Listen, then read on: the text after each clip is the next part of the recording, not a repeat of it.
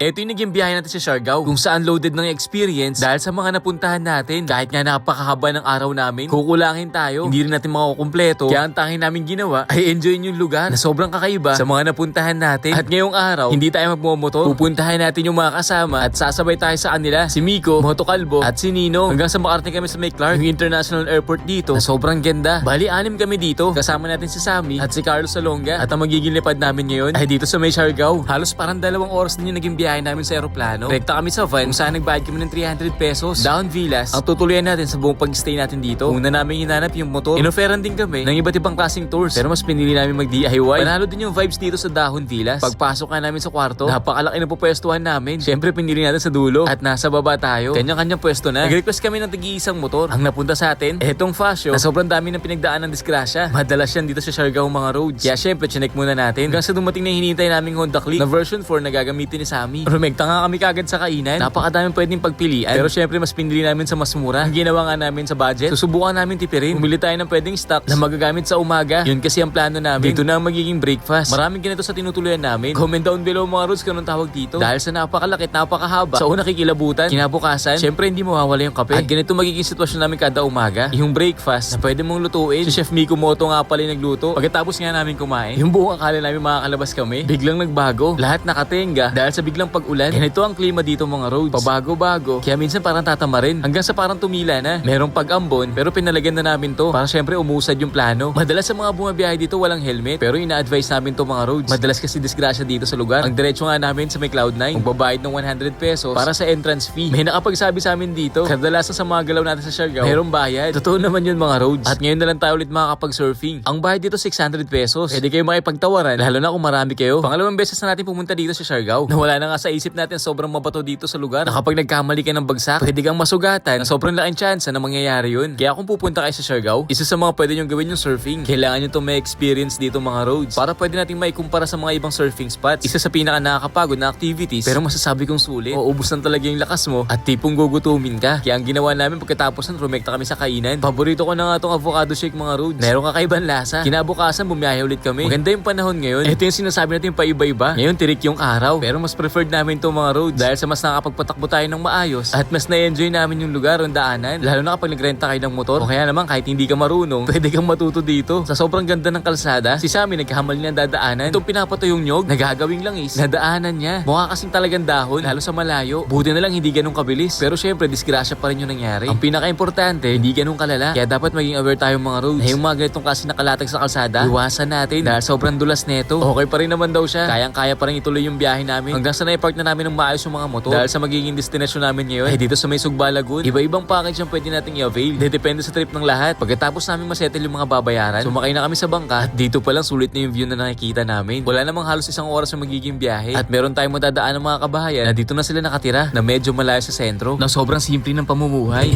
Mga buhay! Good morning! Welcome to Barangay Kaog, Sugba Lagoon, Siargao! Yun! Kala ko mag-get out eh.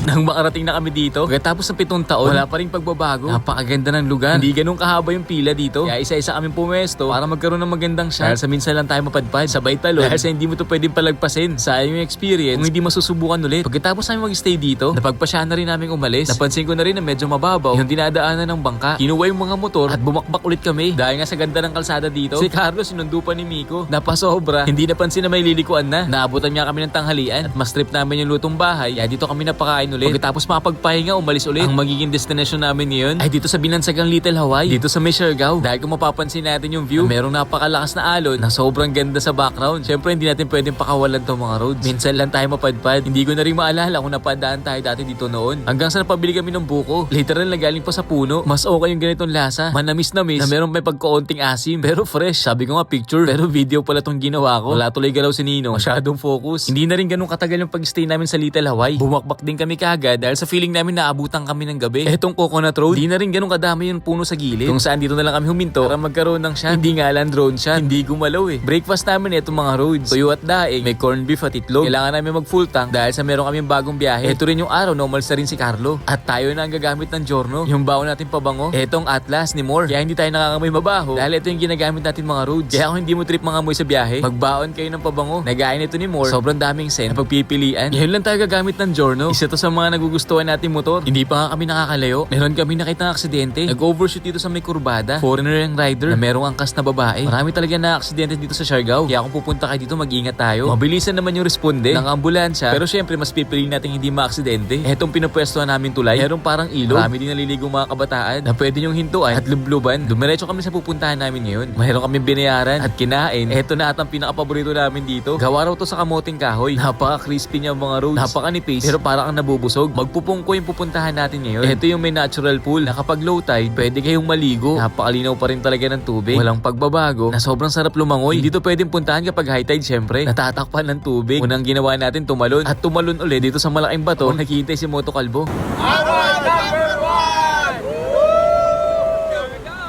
Dito umaabot yung tubig kapag high tide, kung saan lumulutan yung bato at minsan umaalis. Siyempre kwento ko yun, huwag yung paniwalaan. Tanghalian natin ngayon ay etong isda. Nakakagutom talaga pag mga ganitong activities. Yung ganitong pagkain, hindi na nawala sa amin. Ito 10 piso. Iba-iba din yung presyo. Yamak na mas malaki pa. Kalimutan ko lang yung tawag dito mga roads. Hanggang sa napagpasya namin umalis na rin. Kung kami susubukan daanan dahil sa paubos na yung mga gasolina, nagpa full tank overload tayo. Yung sinabi ko kay kuya, kaya lang tinotoo niya. Umagad-sagad tuloy. Pero syempre ayos lang yun. Napakaganda ng handling ng motor na to. Napakalakas din sa power. Hindi ka mabibitin. Papasok sana kami dito sa may mga buhaya. Kaya lang wag na lang pala. Hindi rin trip ng mga kasama natin. Kaya ang naging diretso namin dito sa may Maasin River. Medyo malaki na rin yung pagbabago. Itong mga bangka pwede nyo sakyan. Meron kayong iikutan para kayong bumabiyahe. Siyempre picture na lang muna tayo. Hindi na pala ako tumalon dito mga roads. Umakit na rin yung tenga. Nakatalon sa tubig. Wala na rin pala yung puno dito na kalaylay. Yung may nakatali kung saan pwede kang humawa. Sabay talon sa tubig. Pagkatapos namin tumambay sa may Maasin River, ang sunod na pupuntahan namin ngayon kung saan maraming nag-skateboard. Iba't ibang lahi. Yung mga naglalaro dito. Siyempre tamang lakad muna tayo. Tamang sulyap sa mga marurunong gumalaw. Dahil kami, hindi namin alam to mga roads. Maganda yung sunset. Nakita nga natin si Tropa. Kaya lang hindi niya tayo kilala. Pero siya kilala natin. Isa sa pinaka-paborito namin tambayan yung lugar na to. Kinabukasan niya, magpapabango tayo ulit. Etong core naman yung susubukan natin. Dahil tatambay kami. Free day kasi namin ngayon. Tipong walang plano. Hahanap lang ng pwesto. Meron kaming nakita. Napakapayapan ng lugar. Napakaaliwalas. Na tipong unti lang yung mga tao na pumupunta dito. Pwede rin tayong pumwesto lumangoy. Kaya dito na kami tumambay. Nagpapalipas ng oras. At nung medyo tumagal na kami, susubukan sana namin pumunta ng Secret Beach. Kaya lang nakasalubong namin si kuya na meron bit-bit na board kung saan na-curious kami. Nagpaturo na ganito pala to kahirap. Hindi siya ganun kadali. Ito nga yung unang plakda natin. Napakasakit sa pagbagsak. Pero meron pang tinamaan. Si Ninong na nakatayo lang. Nadamay patuloy. Pero okay naman daw siya mga roads. Walang malalang sugat. Hanggang sa port ulit namin ginawa to. Natutong mag-balance. Hanggang sa tinuturuan pa rin kami ni kuya. Napakahirap niya. Pero napakasarap kapag marunong ka na. Kaya big shoutout sa mga marunong gumamit nito. Si Miko nga napakaraming beses na rin bumagsak. Labog malala tong katawan. Pero syempre kaya pa rin. Nagabihan na pagtripan namin magpatato. Minimalist yung datingan. Ito yung design na nagustuhan namin. First time natin magpatato ng ganito mga roads. Yung una ay yung sa may Boskalan, yung traditional. Kaya buong akala ko madali lang to. Hindi ganun kasakit, pero masakit din pala siya. Para kang sinusugatan, kaya mapapangiwi ka din. Kakayanin mo naman, parang unti-unti nang namamanhid. Ito yung resulta niya. Maganda naman yung kinalabasan. Sabay lalagyan ng panakip. Ito yung magsisilbing protection para hindi masugatan at hindi madumihan. Big shoutout din kay kuya na siya ang nag-assist sa amin. Dahil sa sobrang minsan lang kami mapadpad dito, sinulit na namin mga balyena. Ito yung plano namin gagawin. Ang libutin ang buong isla. Akala mo nga araw, ito magiging ruta namin. At ang gagamitin natin ngayon ay eto pa rin Giorno. Sobrang na-enjoy natin to dahil sa napakalakas ng power. Kahit 125cc lang siya. Ang maganda dito, same sila ng CVT ng ADV. Kahit yung PCX at Click 160. Ito ang R1. Ito yung ikinabit sa motor ni Moto Kalbo sa ADV 160 na road sync. At kapag nagkaroon tayo ng Giorno na pinapangarap, ganitong setup yung gagawin din natin. Ang mabuo natin yung CVT ng R1 para yung takbuhan mas mapapalakas natin. Gaya ng ginawa natin sa NMAX at Honda Click 160. Nasubok na sa mga biyahe na nagawa namin. Pero sa ngayon, i-enjoy muna natin tong motor na nagustuhan din natin dahil sa napakatipid sa gasolina. Itong gagawin namin Siargao Loop. Kung titingnan natin sa mapa, kaya siyang kunin yung 3 oras o higit. Depende sa pacing. Kung tuloy-tuloy din, itong magiging ruta namin. Babasa lang din kami kay Google Maps. Wala din kaming idea. Medyo maulan nung umalis kami. Pero kahit pa paano, tumila na rin. Pero dahil nga sa pabago-bago yung panahon dito, nagbaon kami ng kanya-kanyang kapote. Mahirap na rin kasi magkasakit. Madalas kong sinasabi na napakaliwalas. Mukhang hindi na tayo babagyuhin. Halos maubos na rin natin yung full tank. Dahil sa ginagamit din natin yung motor. Kaya talaga nakukonsumo din siya. Sa biyahe namin na to, may napansin kami. Dapat natigil kami sa may gilid ng kalsada. Kasi kung titingnan natin mga roads, meron dito yung spot na marami naglalaba at mga naliligo. Dahil sa sobrang linaw ng tubig, gusto ko nang ngayain yung mga kasama ko. Kaya lang hindi pa kami nakakalayo. Kaya walang no choice kundi magpatuloy. Pero napaka-solid ng parte na yun. Hanggang sa nangyari na inaasahan namin, ang abutan kami ng parang bagyo. Napakalakas nito. Dahil sa mahaba-haba pa yung biyahe namin, mas pinili namin magsuot ng kapote para hindi kami magkasakit o lamigin habang nag-drive. Itong suot namin ay parang plastic na disposable na kapag hindi mo iningatan, pwede agad mabutas. Hindi na nga namin hinintay huminto dahil sa hindi kami sigurado kung titigil ba to. Na kahit mukha kami mga embutido, itutuloy namin tong biyahe. Dahil sa iba din yung experience pag ganito yung panahon. Nakaka-enjoy din yung mga ganito sa kalsada. Iiwasan na namin. Baka kasi may madulas na naman sa amin, pwede pong maging abirya. Halos lumalakas yung ulan dito. May parte na parang tuyo, pero yung madalas, basa yung kalsada. Kaya dahan-dahan lang yung takbuhan namin. Dito sa Siargao, halos araw-araw yung aksidente na nangyayari. Kaya kung pupunta kayo dito at magdadrive ng motor o kahit sasakyan, mag-iingat tayo. Ang magiging rekta namin papuntang Del Carmen. Kaya lang pagpasok natin sa lugar na to, dito na ako nabutasan ng gulong. Walang pako o matuloy sa bagay na nakasalpak sa gulong. Sumingaw na lang siya. Because of delay tayo ng mga oras na to. At ang tanging paraan ay maghanap ng vulcanizing shop. Hindi naman lumalabas yung mags. Basta hindi tayo malikot magmaneho. At parting dulo tayo banda para hindi mapunit. Dahil kung maglalakad tayo, mas lala mo ng oras dahil sa napakalayo ng mga vulcanizing shop. Hanggang sa nakita na namin tinuro sa amin ni Kuya. Napakalakas ng singaw. At ang plano natin ipagawa dito yung pasak. Medyo nilakyan ni Kuya ng butas. Tapos dito ako nagulat. Alin dito yung usual na nakikita natin mga pangpasak. Ito yung goma na parang ginupit-gupit at pinagsama-sama sabay ipapasok sa loob. Ngayon lang tayo nakakita ng ganito. Sa totoo lang naglalaro sa isip ko kung paano mangyayari. Kung paano siya magiging effective para matakpan yung butas. Akala mo banderitas na nakikita mo sa piyesta. Hanggang sa ginugupitan ni Kuya. Ito na yung itsura niya mga roads. Talagang natakpan niya yung butas. Wala nang sumisingaw o lumalabas na hangin. Kakaiba din yung style ng paggawa dito. Comment down below nga mga roads kung gaano katagal yung kayang itagal ng pampasak na to. Pagkatapos natin masettle, syempre nagpasalamat tayo kay Kuya dahil sa paggawa sa motor natin. Dahil sa itutuloy na natin yung naudlot na biyahe. Kaya lang inabot na kami ng gutom. Saktong babad na kami sa ulan. Kaya oras na para kumain. Umigop ng mainit na sabaw na sobrang sarap. Ito nga lang sapat na. Hindi na kami nagtagal kagad. Na kahit umuulan, tinuloy namin. Nakaka-enjoy yung daan dito mga roads. Dahil kahit papano, magaganda yung mga kalsada. Hanggang sa malagpasan na namin yung Santa Monica, nakita namin tong Taktak Falls. Kaya sinubukan namin sumilip. Dito sisingilin tayo ng parking fee. At pagpasok naman sa loob, yung entrance fee naman, medyo kapansin-pansin na medyo walang tao. Kaya lang kasi nandito na kami. At minsan lang tayo mapadpad. Kaya sisilipin na natin yung Taktak Falls na parang hinulugan taktak sa may antipolo. Kaya lang kulay tsokolate. Ito yung tipong tititigaw mo na lang at hindi mapababaran. At least kahit papaano napuntahan natin to. Bandang norte, dito sa may Siargao. Kaya pala mayroong mga umuwi. Hindi na rin nagtagal. At ito yung ginawa namin. Sumibat na rin kagad para marami pang pwedeng puntahan. Naghanap kami ng beach na pwedeng pasukin. At meron kami nakita. Napakaganda ng spot na to. Kaya alam privado. At nung meron kami nakasabay na tao, tinanong namin kung pwedeng sumaglit. Pwede naman daw. Ang ganda ng lugar mga roads. Talagang sikreto. Naiilan lang ang may alam. Sobrang bihirang puntahan. Ganda ng spot na to.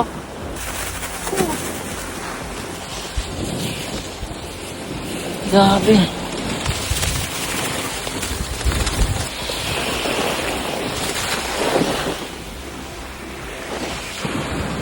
Ganda.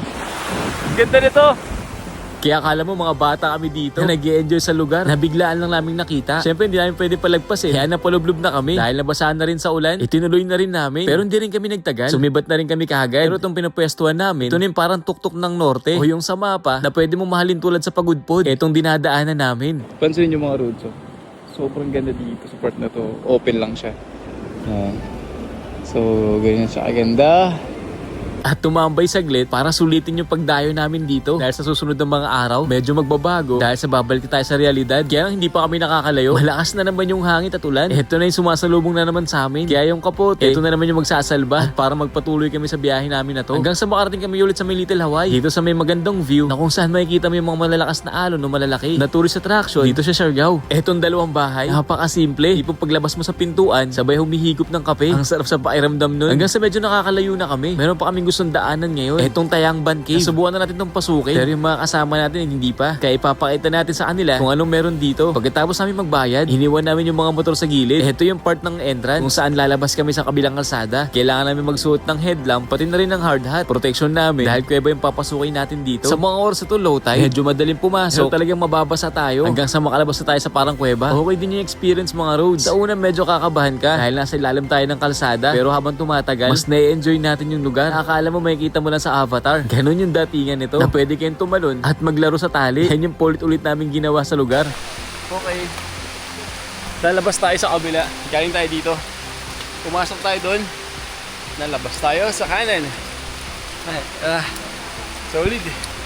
At eto na yung huling napuntahan natin dito sa ginawa nating Siargao Loop. Masasabi kong sulit yung biyahe namin. Iba din yung experience, lalo na probinsya yung napuntahan natin. Kaya sa mga nagpaplanong gawin yung Siargao Loop, kayang-kaya nyo mga road 130 kilometers plus. Malilibot nyo na yung halos buong isla nang nakamotor, gaya ng ginawa namin na to. Yun lang mga roads, see you sa next video. Ride safe, keep safe, yun ang pinaka-importante. At nakauwi na rin tayo sa wakas, back to reality, kaya kita-kits tayo ulit sa daan. At sa mga gusto magbawa ng pabango, napakadaming scent ni More. Sobrang tagal mawala at magugustuhan nyo yung amoy. At sobrang daling bitbitin kahit napakahaba ng biyahe. At once na mag-avail, meron na rin kasamang stickers. Alrighty!